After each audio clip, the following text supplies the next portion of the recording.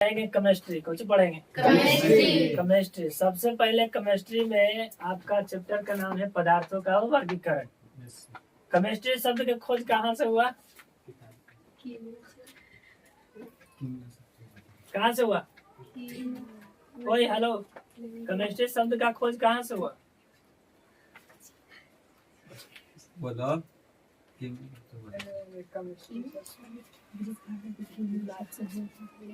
Chemistry का जनक किसे कहा जाता है? लियोजियस। केमिस्ट्री का जनक लियोजियस। केमिस्ट्री शब्द आया है कहाँ से? कीमिया से, जिसका अर्थ होता है काली मिट्टी। समझ में आया? Yes sir. जो पदार्थ होता है केमिस्ट्री को विज्ञानों का विज्ञान कहा जाता है। केमिस्ट्री को विज्ञानों का विज्ञान कहा जाता है। केमिस्ट्री के बिना कोई सा भी विज्ञान, सारा विज्ञान इसी पर आधारित होता है ना? MISTR केमिस्ट्री विज्ञानों का विज्ञान कहा जाता है। इसका जनक लियोजियस। इसका जनक कौन है? सबसे पहले हम लोग जानते हैं पदार्थ। क्या जानेंगे? पदार्थ को ही कहा जाता है द्रव्य। क्या कहा जाता है? द्रव्य। इसी को अंग्रेजी में बोलते हैं मेटल। क्या बोलते हैं? मेटल। पदार्थ क्या है? पदार्थ क्या है? जो स्थान घेरता है, जिसमें भार होता है, उसको हम क्या बोलते हैं? पदार्थ। जो स्थान घेरेगा उसमें कुछ न कुछ भार होगा, उसको क्या बोलेंगे? पदार्थ। बताइए, प्रकाश पदार्थ है या नहीं है? वह स्थान तो घेरता है लेकिन उसमें भार नहीं है, तो प्रकाश पदार्थ नहीं होगा। हवा पदार्थ होगा कि नहीं होगा? होगा, क्योंकि हवा में भार होती है। एगो खाली गुब्बारा भर लीजिए, एगो हवा भर दीजिए, और दोनों तराजू पर तोलते हैं हम लोग, तो कौन भारी होता है? हवा वाला। इससे क्या पता लगा? छोटा क्लास में देखा होगा, 2 बौना बना के एगो रखता है साइकिल से हवा भर के, साइकिल वाला पाइप से जी, उसमें हवा भरेगा एगो खाली गुब्बारा में, एक भरे गुब्बारा में, और दोनों को तराजू से मापते हुए दिखाता है। तो हवा में क्या होती है? भार होती है। इसलिए पदार्थ होगा कि नहीं होगा? यहाँ पर हवा है या नहीं है?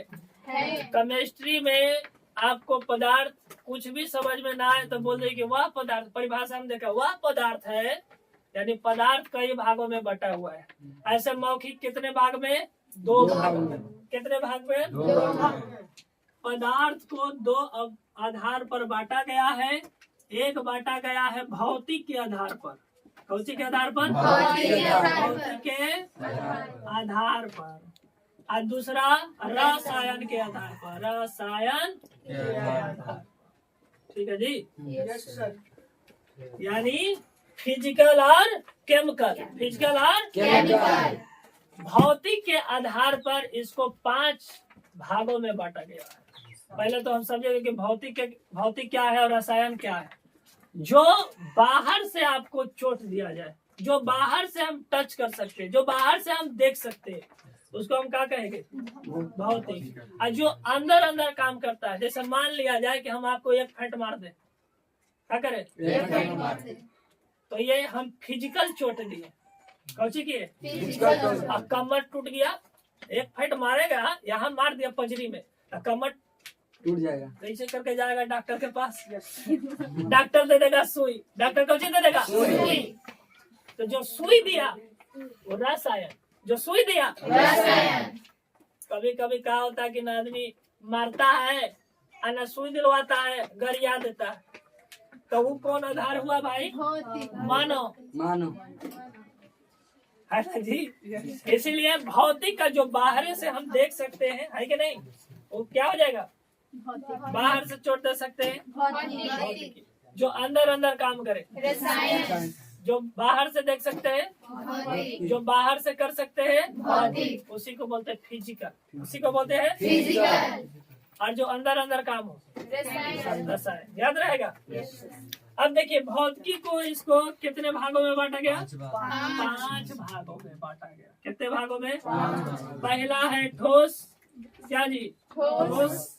दूसरा द्रव, द्रव, तीसरा गैस, गैस, चौथा plasma, plasma, BEC, Bose Einstein condensate, है कि नहीं? यस ठोस, ये द्रव देखिए, और ये दोनों में फर्क बुझा रहा है। यस सर, इसका मतलब मेटल, इसका मतलब मेटल, और इसका मतलब लिक्विड, है कि नहीं? द्रव का मतलब होता है पदार्थ, द्रव का मतलब होता है और द्रव का मतलब होता है लिक्विड, कोई चीज पिघला हुआ है। तो हम जानेंगे बारी बारी से कि ठोस क्या है, द्रव क्या है, गैस क्या है, प्लाज्मा क्या है, BEC क्या है कि नहीं जी? तो ठोस और पहले तीन ही भागों में चलता था, ठोस, द्रव, गैस। BEC पर खोज चल रही है अभी। प्लाज्मा की चौथा अवस्था में लागू की गई, छोटे क्लास में आप तीसरी अवस्था पढ़ेंगे, ठोस, द्रव, गैस। आगे चल के आप लोग 9th क्लास में जब जाते हैं तो फिर इसको 5 पढ़ते हैं, फिर आगे कंपटीशन वगैरह भी पढ़ते रहते हैं, तो इसको चौथी अवस्था प्लाज्मा को, और इसको 5वीं अवस्था। अभी BEC की खोजें चल रहा है, अभी पूरी तरीके से ये नहीं खोज हो पाया है BEC का। तो ठोस दो चीज पर डिपेंड करता है, कितना चीज पर? दो चीज, एक होता है आयतन और एक होता है आकार।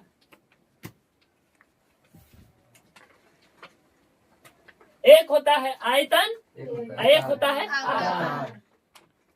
कलम की मार्कर क्या है? ठोस है कि द्रव की गैस? ठोस। अब ये ठोस जब है तो इसका आकार बदलेगा नहीं। आकार मतलब समझ रहे हैं यस सर, क्या? सेब। तू तो अंग्रेजी हो गया। अरे आकार का एप्पल का मतलब समझ रहे हैं? हाँ सेब। और दूध नहीं। अरे बोलिए कि हवा है, फल है कि नहीं? तो ये आकार का मतलब सेब, है कि नहीं? या तो इसका मतलब ये जो आकार है ये बॉटल का, ये बदलेगा नहीं, चाहे इसको हम किसी भी अवस्था में रख दे, बदल जाएगा नहीं। और इसका आयतन भी निश्चित होगा। आयतन निश्चित मतलब अगर 1 लीटर पानी इसमें भरा जा रहा है तो कल भी 1 ही लीटर पानी भरा जाएगा, क्योंकि आकार जब निश्चित है तो उतने बड़ा रहेगा नहीं। तो जिसमें आकार और आयतन दोनों निश्चित होगा उसको क्या बोलेंगे? ठोस बोलेंगे। अंग्रेजी में सॉलिड, अंग्रेजी में सॉलिड। जिसका आकार और आयतन दोनों निश्चित हो, ठोस। जिसका आकार और आयतन दोनों निश्चित हो, ठोस। द्रव में क्या होता है? आकार निश्चित नहीं होता है, लेकिन आयतन निश्चित होता है। अगर पानी 1 कटोरा लिए हो, 1 लीटर पानी है इसमें, अब गमला में भर दे, कहाँ? गमला में। तो कैसा आकृति का बन जाएगा? गमला में। जमीन में पसर जाएगा नहीं? यस और किसी बाल्टी में रख देगा तो कैसा आकृति का? बाल्टी के आकार का। तो कहेंगे क्या कि द्रव में आकार अनिश्चित होता है लेकिन आयतन निश्चित। अगर 1 लीटर पानी है तो कितना लीटर रहेगा? 1 लीटर। लेकिन ये जो गैस है इसका आकार भी अनिश्चित और आयतन भी अनिश्चित। जैसे देखिए गैस सिलेंडर है आपके यहाँ, उसको भर दीजिए, भरा रहता है, हम लोग लेते हैं जो, और अगर खाली भी हो जाएगा तो पूरा गैस भरा रहेगा, उसमें 1 लीटर भी रहेगा तो नीचे से लेकर ऊपर तक रहेगा, यानी पूरी स्थान को घेरता है। उसका आकार भी अनिश्चित होता है और आयतन भी अनिश्चित होता है, एक जगह नहीं रहता है। प्लाज्मा ये हाई टेम्परेचर है, ये किसी चीज को, जैसे लोहा हो गया, सोना हो गया वगैरह, जिसको अधिक टेम्परेचर पर किसी मेटल को पिघलाया जाता है तो प्लाज्मा का, वह प्लाज्मा में होती है कि नहीं? और BEC तो अभी खोज ही चल रहा है इसकी पूरी जानकारी को, है कि नहीं? BEC को अंग्रेजी BEC बोलते हैं, इसको प्लाज्मा को प्लाज्मा बोलेंगे, गैस को गैस बोलेंगे, इसको सॉलिड लिक्विड, इसको सॉलिड। पूछेंगे कि ठोस क्या है? जिसका आयतन और आकार दोनों निश्चित हो। गैस जिसका दोनों का अनिश्चित हो। गैस में पूछे आकार और आयतन दोनों, द्रव आयतन निश्चित हो, आकार समझ में आ गया? केमिस्ट्री उतना इम्पोर्टेंट नहीं है जितना इसके आधार पर इम्पोर्टेंट है। केमिस्ट्री में मुख्य रूप से हम रसायन की बात करते हैं, और ये रसायन में, इसको मिटा दें, रसायन में इसको 3 भागों में बांटा गया। कितने भागों में? 3 भागों में। भौतिक के आधार पर 5, भौतिक के आधार पर 5, रसायन के आधार पर 3, 3। कौन कौन? पहला हो गया, यहाँ लिखेंगे रसायन, रसायन के आधार कितने भागों में जी? 3 भाग। पहला तत्व, दूसरा यौगिक, दूसरा यौगिक, तीसरा क्या जी बोलो? मिश्रण, मिश्रण। खा के नहीं आया का? पहला तत्व, पहला तत्व, दूसरा यौगिक, तीसरा मिश्रण। केमिस्ट्री इनके बिना नहीं चलेगा। अब केमिस्ट्री एक ऐसा चीज है जिसके बिना दुनिया नहीं चलेगा। डॉक्टर तो दवा दे सकता है, लेकिन देगा उठा के केमिस्ट्री वाला। दवा कौची से बनता है? केमिकल से, है ना जी? उसके डॉक्टर बनने के लिए पढ़ाई पड़ेगा कौची? केमिस्ट्री नहीं, बायोलॉजी से, नीट वगैरह बायोलॉजी से ले लेता है ना, डॉक्टर बनता है। लेकिन दवाइयाँ कौन बना के देगा? केमिस्ट्री वाला। अब उसके साथ जो फिजिक्स वाला है वो थर्मामीटर वा कौन बना देगा? फिजिक्स वाला। कौन बना देगा? फिजिक्स वाला कहे तो अलग बात समझ जाना। फिजिक्स मतलब जानने वाला, फिजिक्स की जो जानकारी है कि नहीं, वही काम करेगा। लेकिन वो थर्मामीटर वाला चलाएगा फिर कौन? बायोलॉजी वाला। समझ रहे? समझ रहे? सब काम करेगा कौन? अलग अलग। लेकिन जैसे मान लो कि अल्ट्रासाउंड करना है तो आप भी कर लीजिएगा, तो मशीन तो बना दिया, लेकिन उसको फिर करेगा बायोलॉजी वाला, डॉक्टर वाला। समझ में आ रहा बात? तत्व जिसको अंग्रेजी में बोलते हैं एलिमेंट, जिसको अंग्रेजी में बोलते हैं यौगिक, कंपाउंड, यौगिक, कंपाउंड, मिश्रण, मिक्सर। मिक्सर डलमोट खाता ना, Yes. तो उसमें एगो नहीं रहेगा, मिला रहेगा। बादाम है तो सेव है तो छुहारा है तो किशमिश तो बादाम वगैरह वही जैसा लेगा, रहता नहीं है। काजू जो भी रहता है, किशमिश सब रहता है, सब डाला रहता है। सतमेवा बना हुआ रहेगा डलमोट। अब नया कंपनी क्या आ रहा है? एक से तत्व में क्या होगा? तत्व क्या है? तत्व क्या है? हाँ। वह सुस्तम कण है जिसे कई बार टुकड़ा कर देने पर भी उसका कण में वही मौजूद होता है जिसको करेंगे। जैसे सोना, सोना के दम लगा के दम कर दीजिए, एकदम छोटा दम, उसका जो उतना छोटा भाग जो आप चेक करिएगा तो क्या होगा? क्या होगा? इसी तरीके से कोई भी धातु को हम छोटा छोटा टुकड़ा करेंगे और उसका एक कण भी हम मापेंगे तो क्या आएगा? वही आएगा। जैसे सोना है तो सोने का ही उसमें लक्षण दिखाएगा, चांदी है तो चांदी का ही लक्षण दिखाएगा। समझ रहे? यानी एक तरह से इसको सिस्टमेटिक सजाया गया है। इसी टेबल को हम बोलते हैं पीरियोडिक टेबल। इसी टेबल को बोलते हैं इसी टेबल को क्या बोलते हैं? और इसी को हिंदी में बोलते हैं आवर्त सारणी। इसी को क्या बोलते हैं? आवर्त सारणी। जैसे कोई पूछेगा कि ए जी तत्व है कि यौगिक है, तो बोलेंगे कि तत्व है। यही ए यू तत्व है कि यौगिक है? तत्व है। एफ ई तत्व है कि यौगिक है? तत्व है। यानी कुछ भी उसमें से हम डाल देंगे तो अकेला सिंगल जो होगा वो क्या होगा? तत्व होगा। जो उसमें सिंगल पार्टिकल हम लेंगे परमाणु तत्व, वह तत्व है। जैसे hydrogen, lithium, beryllium, sodium, magnesium, potassium, calcium, जो भी वो क्या है? सब तत्व है। अब कहाँ चलते हैं हम? यौगिक की तरफ।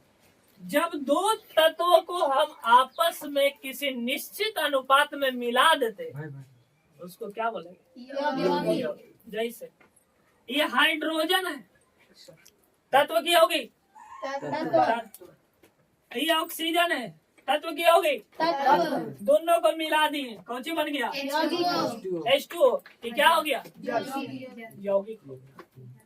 इन निश्चित अनुपात है जिसका निश्चित उसी का फार्मूला बनता है, और जो निश्चित अनुपात में नहीं रहता उसका फार्मूला दलमोट बनाने का कोई फार्मूला नहीं है। दलमोट बनाने के लिए कोई फार्मूला नहीं है, लेकिन अलग अलग कंपनी वाले अलग अलग तरीके से मिलाते हैं। कोई मान लो कि 1 किलो में कोई आधा किलो ही काजू डाल दे, अरे 1 किलो दालमोट में कोई आधा किलो काजू डाल देगा कि नहीं हम बहुत अच्छा बनाना चाहते हैं, इससे खाएगा तो पौष्टिक आहार भी मिलेगा और ये दालमोट का भी। कोई कहे कि नहीं हम इसको 1 भाग मिलाएंगे, तो उसका कोई निश्चित अनुपात नहीं है, अलग अलग डायरेक्शन के लिए अलग अलग काम करेंगे। लेकिन लोहा बनाएगा है कि नहीं, तो लोहा क्या है तत्व है। क्या है लोहा तत्व। और उसको हम मिला देंगे किसी के साथ तो क्या बन जाएगा यौगिक। जैसे वहां लेते हैं Ag क्या है तत्व, Br क्या है मिला देंगे सिल्वर ब्रोमाइड, मिला देंगे क्या बन जाएगा तो Ag हो गया कौची तत्व, ब्रोमीन क्या हो गया तत्व, मिला देंगे तो Na क्या हो गया सोडियम Na क्या हो गया तत्व, इससे मिला देंगे क्लोरीन तत्व, सोडियम क्लोराइड नीमक हो गलो लगता कड़वा। यानी सोडियम के स्मेल दे दिया जाता है क्लोरीन के साथ तो बन जाता है नमक। अच्छा बन जाएगा नमक। अब अलगे अलगे है सर तत्व, अब उसे निश्चित अनुपात में मिला देंगे तो यौगिक जब 2 तत्व को मिला देंगे तो कुछ बन जाएगा यौगिक और सिंगल रहेगा तो तत्व पहचान जाएगा। मिश्रण में क्या होता है, किसी निश्चित अनुपात में ना मिला हो उसे क्या कहेंगे मिश्रण मिश्रण। किसी का फार्मूला ना हो मिश्रण, किसी का फार्मूला ना हो मिश्रण, किसी निश्चित अनुपात में ना मिला हो मिश्रण याद रहेगा हैं? हाँ जैसे में दलमोट। तत्व को कई भाग में बांटा गया, कितने भाग में 3 भाग में, कितने भाग में 3 भाग में। पहला धातु दूसरा अधातु अधातु धातु धातु, चौथा क्या हो जाए तीसरा क्या हो जाए? धातु टेक्नोलॉजी धातु क्या है आसानी से करवा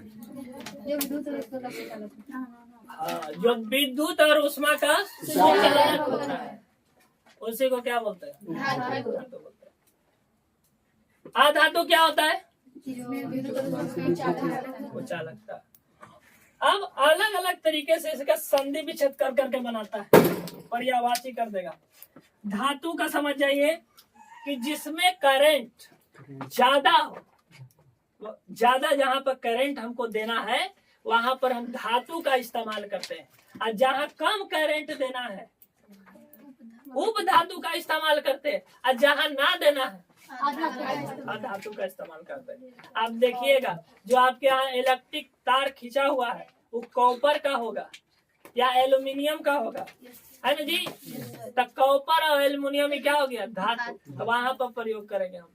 लेकिन सिम कार्ड देखे हैं, मोबाइल के सिम कार्ड, उसमें एगो पीला पीला नियत रहता है, वो कौन रहता है सिलिकॉन, कौन रहता है सिलिकॉन तो सिलिकॉन क्या है उप धातु। सिलिकॉन क्या है धातु जिसमें कम करंट देना है उप धातु, जिसमें कम करंट धातु नहीं देना है अधातु देना है धातु ज्यादा करंट धातु ज्यादा करंट धातु नहीं करंट अधातु थोड़ा थोड़ा। धातु जैसे सोलर में देखे सोलर के ऊपर जो लाइनिंग खींचा हुआ रहता है चरखुटा बना रहता है उल्टा तरह के कौचे है सिलिकॉन, कौचे है सिलिकॉन अगर मानिए गलती से क्या हो जाए कि मोबाइल में अगर लगा दे हम धातु, मोबाइल में क्या लगा दे धातु ऑनलाइन दिए तो पूरा चल जाएगा 220 हड़ाक से मारेगा, ब्लास्ट हो जाएगा पूरा मोबाइल, मुंह नाक तोड़ देगा नहीं जी।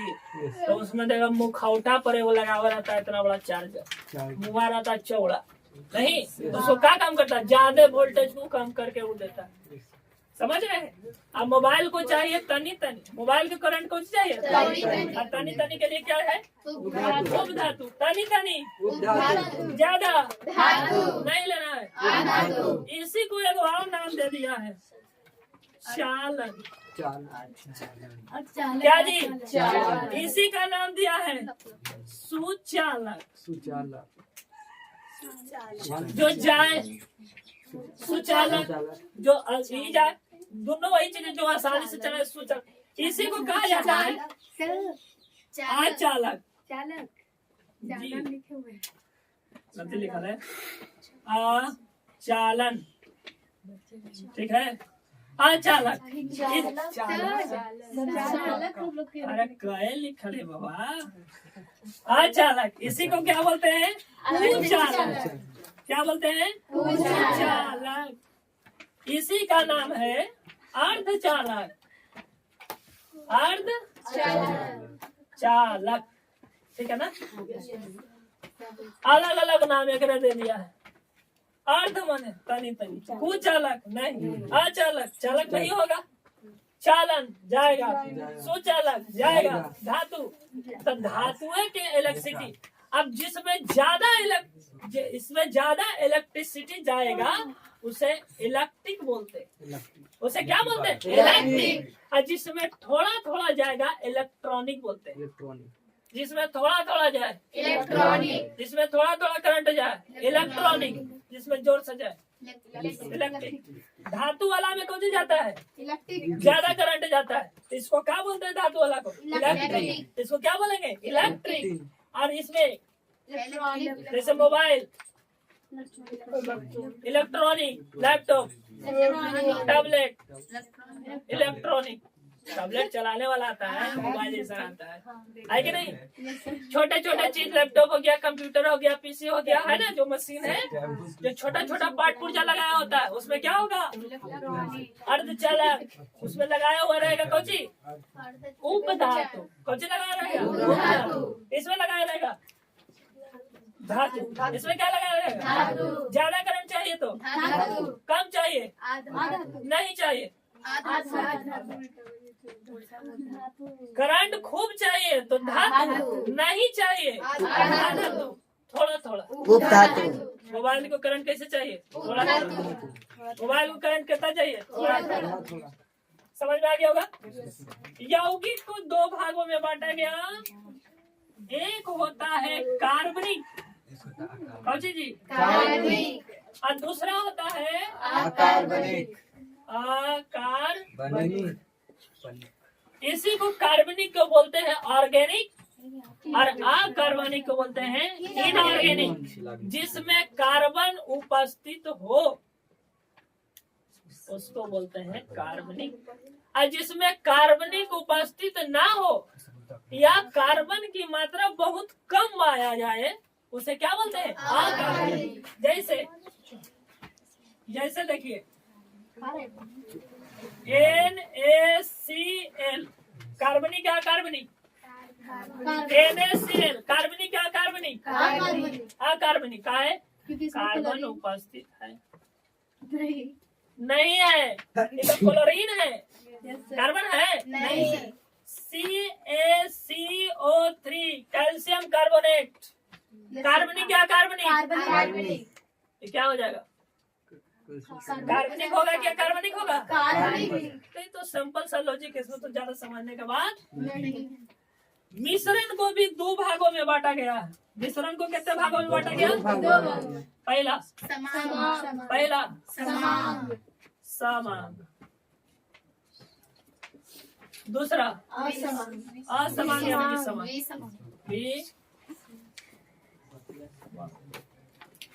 विसमान में क्या होता है?